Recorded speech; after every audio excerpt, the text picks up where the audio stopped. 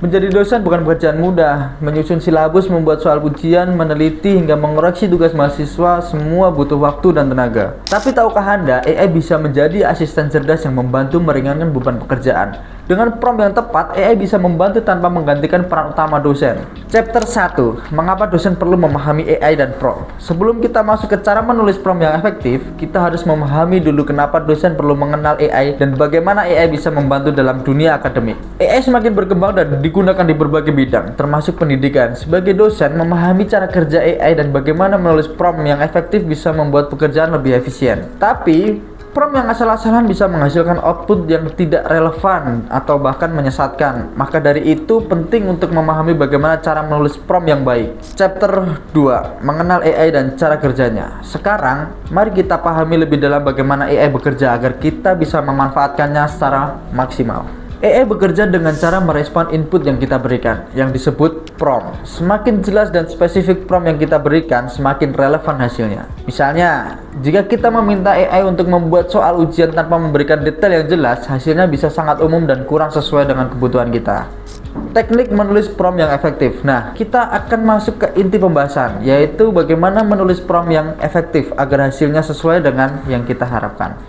Spesifik versus general. Coba bayangkan, Anda sedang meminta seseorang membuat soal ujian. Jika Anda hanya berkata, buatkan soal ujian, hasilnya bisa terlalu luas dan tidak sesuai dengan harapan. Bandingkan dengan permintaan yang lebih detail. Misalkan, buatkan 5 contoh pilihan ganda untuk mata kuliah metodologi penelitian tingkat S1 dengan topik variabel penelitian dan metode pengembalian data. Dengan cara ini, hasilnya akan lebih relevan dan sesuai dengan kebutuhan Anda.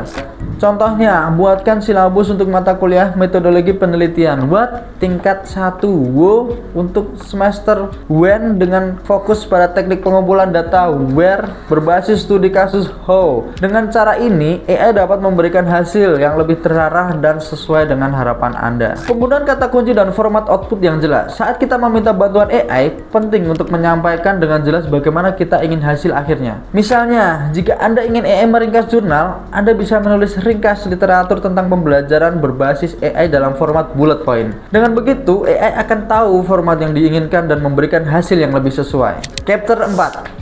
Etika dalam penggunaan AI oleh dosen. Selain memahami cara menulis prompt yang lebih baik, kita juga harus mempertimbangkan etika dalam penggunaannya. AI adalah alat yang kuat, tapi harus digunakan dengan bijak. Hindari plagiarisme dan bias dalam hasil AI. AI bisa membantu banyak hal, tapi bukan berarti hasilnya bisa langsung digunakan tanpa pengecekan. Selalu pastikan bahwa informasi yang diberikan AI telah diverifikasi. Gunakan AI sebagai alat bantu, bukan sebagai sumber utama tanpa verifikasi. AI untuk meningkatkan kreativitas, bukan menggantikan peran dosen. AI bisa membantu dosen lebih efisien, tetapi tetap diperlukan keahlian akademik untuk menilai dan menyempurnakan hasilnya.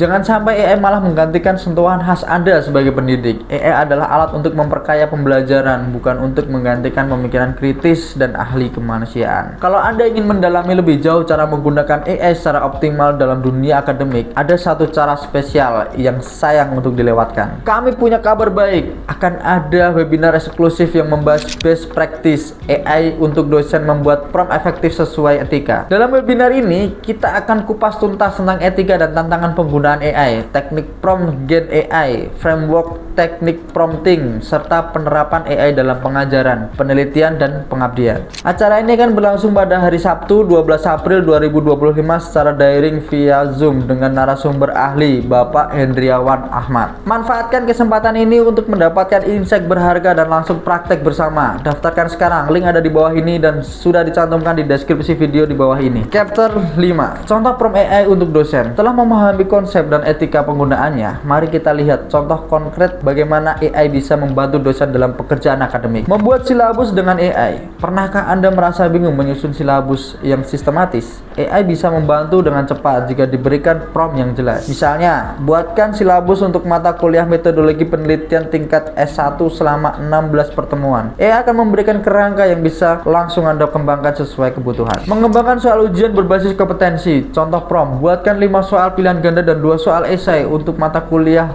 hukum bisnis dengan kompetensi utama memahami perbedaan antara hukum perdata dan pidana dalam bisnis. Penggunaan prompt ini secara otomatis AI akan dapat menghasilkan soal yang lebih relevan dengan capaian pembelajaran yang diinginkan. Membantu riset dengan ringkasan literatur akademik. AI bisa membantu dalam penelitian, menyaring dan merangkum jurnal ilmiah. Contoh prompt, ringkas 5 jurnal terbaru tentang pembelajaran berbasis AI di pendidikan tinggi dalam format bullet point. Dengan prompt ini, dosen dapat menghemat waktu dalam melakukan peninjauan literatur untuk penelitian akademik. Dengan pembahasan tadi, kita bisa melihat bahwa AI bukan musuh, melainkan alat yang bisa sangat membantu jika digunakan dengan cara yang benar. AI bisa menjadi asisten cerdas bagi dosen jika digunakan dengan benar. Dengan menulis prompt yang jelas, spesifik dan etis, AI bisa membantu dalam menyusun materi ajar, membuat soal ujian, hingga membantu riset akademik. Tapi ingat, AI hanyalah alat bantu, keputusan akhir tetap ada di tangan Anda. Semoga bermanfaat. Jangan lupa like dan komen di bawah ini. Apabila perlu ada yang kita kulik lagi tips-tips lainnya, subscribe dan nyalakan lonceng supaya tidak ketinggalan konten menarik. Sampai jumpa di video selanjutnya.